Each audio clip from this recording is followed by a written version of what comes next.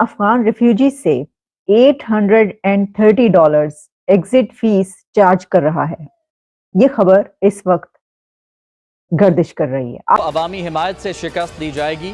Chief of army staff general Asim Munir کی زیر صدارت 82ویں فارمیشن کمانڈرز کانفرنس کے بڑے فیصلے. کہا نگران وزیر اعظم انوار الحق کاکڑ نے نیشنل ایمرجنسی آپریشن سینٹر کا دورہ کیا، جہاں انہیں ملک میں آفات کے حوالے سے تیاریوں پر بریفنگ دی گئی. انٹری ریجیم 1 نومبر سے آپریشنل ہو گیا ہے، تو اس کی جو موڈیلٹیز ہیں اس کو طے کرنے کے لیے کہ پاسپورٹ اور ویزا کے ذریعے جو آمد و رفت ہوگی. خبر دیکھ کر کہ واقعی کیا یہ خبر درست ہے کہ پاکستان جو ریفیوجیز ملک چھوڑ کے جا رہے ہیں ان سے ایگزٹ فیس چارج کر رہا ہے، اور تو اس پہ ٹریڈ پہ اثر نہ پڑے، کیونکہ ٹریڈ جو ہے وہ پاکستان اور افغانستان دونوں کے مفاد میں ہے.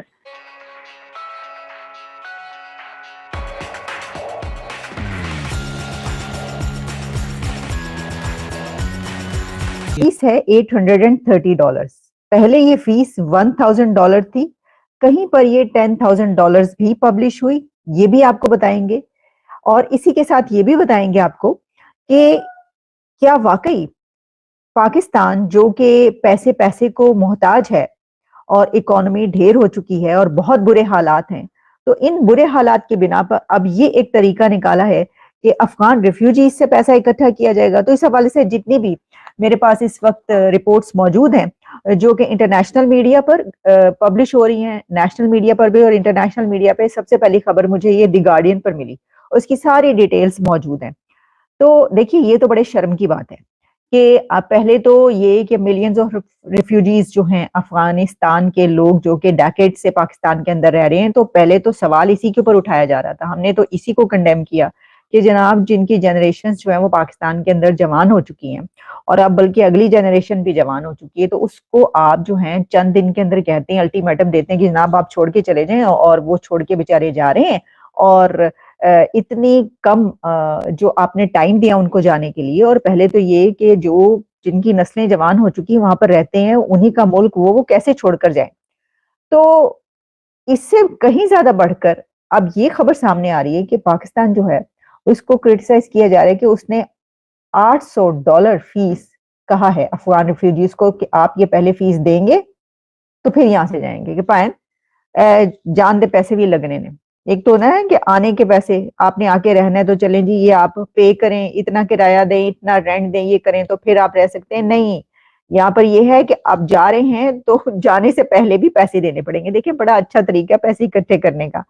لیکن جب میں نے اس کی ساری ڈیٹیلز دیکھی تو یہ ان افغان ریفیوجیز کے لیے نہیں ہے کہ جو افغانستان واپس جا رہے ہیں، یہ ان ریفیوجیز کے لیے ہے کہ جو دوسرے کنٹریز میں سیٹل ہونے کے لیے جا رہے ہیں. اچھا، اب اس میں آپ یاد رکھیے کہ کچھ ایسے افغانیز جو کہ جس وقت وہاں پر یو ایس ٹروپس وڈرال ہوا اس وقت وہاں سے بھاگ کر جو افغانی پاکستان پہنچے، جو ریفیوجیز پاکستان آئے اور انہوں نے آ کے پناہ لی، ان کے جو سیٹلمنٹ ہے اس کے لیے پھر کوششیں شروع ہوئیں، جس میں کہ بہت سارے لوگ ایسے تھے ان میں کہ جو افغانستان میں یو ایس کمپنی کے ساتھ کام کر رہے تھے. اور جب طالبان آئے تو ان کو جان کا ڈر تھا، کیونکہ ظاہر ہے کہ طالبان تو جو امریکہ کے ساتھ مل کر کام کر رہا تھا، ان کے لیے تو وہ جاسوس تھا، ان کے لیے تو وہ غدار تھا.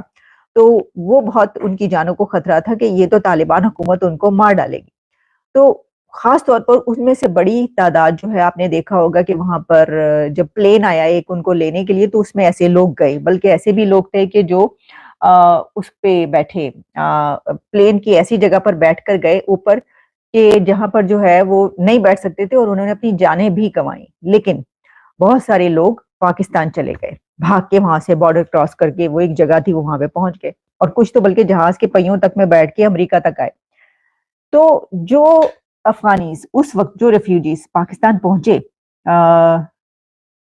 وہ ان کو آئے ہوئے وہاں پہ پہنچے ہوئے کوئی 2 سال ہو گئے، اور ان میں سے کہا جا رہا ہے کہ بہت سے ایسے ہیں کہ جن کے ڈاکیومنٹس وغیرہ نہیں بنے ہوئے تھے. تو جب ممتاز زہرا بلوچ جو کہ اسپوکس پرسن ہے، ان سے ہی پوچھا گیا کہ پائے نا کی کرے ہو تسی، مطلب آپ چارج کر رہے ہیں، افغانیوں سے اور آپ پیسہ لے رہے ہیں. آپ نے $800 ان کے پر فیس لگا دی ہے, ایگزٹ فی. یہ کہاں کا انصاف ہے؟ یہ کس قسم کا؟ اب آپ اپنا دیوالیہ پن جو ہے اکانومی کا وہ اس طریقے سے پورا کریں گے؟ مطلب ایک تو یہ کہ وہ لوگوں سے مانگ رہے ہیں اور جو ہے وہ کشکول پکڑا ہوا ہے تو اس سے بھی پیسے پورے نہیں ہو رہے, تو افغان ریفیوجیز جو واپس جا رہے ہیں آپ ان سے پیسے پورے کریں گے. تو انہوں نے کہا کہ پائیں کی گل کر رہے ہو, پہلے تو ہم نے جو یہ فیس ہے یہ $1000 رکھی ہوئی تھی, یہ تو آپ شکریہ ادا کریں کہ ہم نے کم کر کے $830 کر دیے.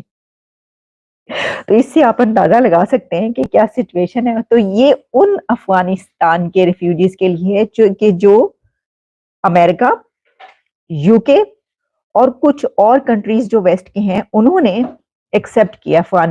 صرف جو میجرز گورنمنٹ نے لیے تھے اس کا مقصد یہ تھا کہ جو غیر قانونی آمد و رفت ہوتی ہے اس کو روکا جائے, اور ہمیں یہ معلوم ہے کہ $6.9 بلین کی وہ افغان ٹرانزٹ ٹریڈ ہوتی تھی, جس میں افغانستان کا جو حجم ہے اپنے ٹریڈ کا وہ $2 ارب ہے.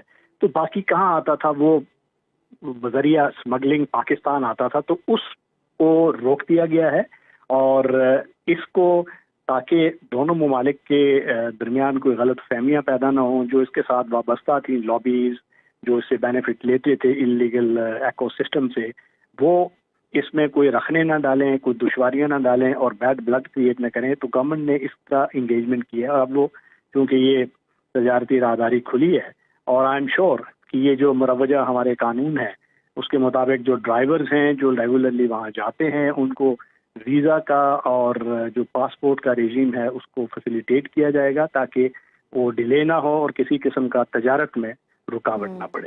مرگیٹی صاحب, بہت بڑی تعداد میں جو غیر قانونی افغان باشندے ہیں وہ واپس جا چکے ہیں, لیکن ابھی بھی مختلف شہروں میں کارروائیاں کی جا رہی ہیں اور ٹرانزٹ سینٹرز کے ذریعے انہیں واپس بھیجا جا رہا ہے. کیا پازیٹیو امپیکٹ آپ دیکھ رہے ہیں اس حوالے سے پاکستان کے اکانومی کے لیے, پاکستان کی سیکیورٹی کے لیے کیا پازیٹیو امپیکٹ ہوگا اس اقدام کے بعد؟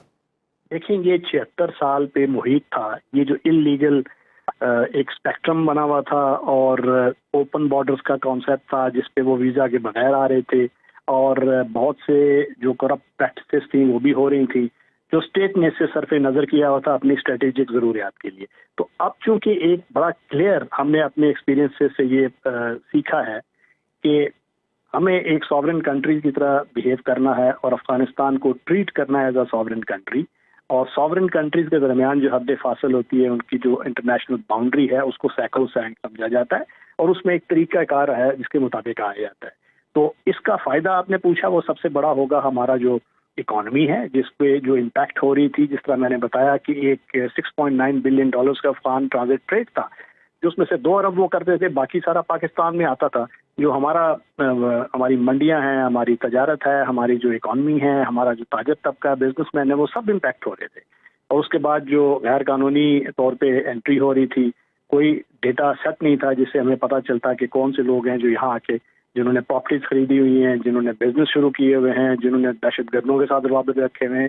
تو وہ ایک نیشنل سیکیورٹی کے لیے بھی تھا, ملک کی جو لا اینڈ آرڈر ہے اس کے لیے بھی ایک پرابلم تھا, اور جو معیشت تھی اس کے لیے بھی ایک بوجھ تھا. تو یہ 3 جو کلیئر ایریاز ہیں اس میں خاصی امپرومنٹ ہوگی اس رجیم کی اسٹرانگلی نافذ ہونے سے. برگیڈی صاحب, جو بارڈر مینجمنٹ ہے اس حوالے سے خصوصاً اگر بات کی جائے, جو باڑ لگائی جا رہی تھی بارڈر پر تاکہ جو دہشت گرد ہیں ان کی آمد کو روکا جا سکے, ان کا جو اس طرح سے سرحد کراس کرنا اس کو روکا جا سکے, اس کو آپ کس طرح سے دیکھتے ہیں, اور جو ڈیولپمنٹ اب تک اس میں ہوئی ہے کیا وہ سیٹسفائی ہیں اس سے آپ؟ جی دیکھیں, جہاں تک باڑ کا معاملہ ہے تو یہ ایک بہت رگڈ ٹیرین ہے جس پہ باڑ لگائی گئی, اور وہ ایک حد فاصل کے طور پہ اس کو تاکہ ایک کلیئر ڈیمارکیشن ہو اور اس میں جو انلیگل آمد و رفت ہے اس کو بھی روکنے کے لیے. مگر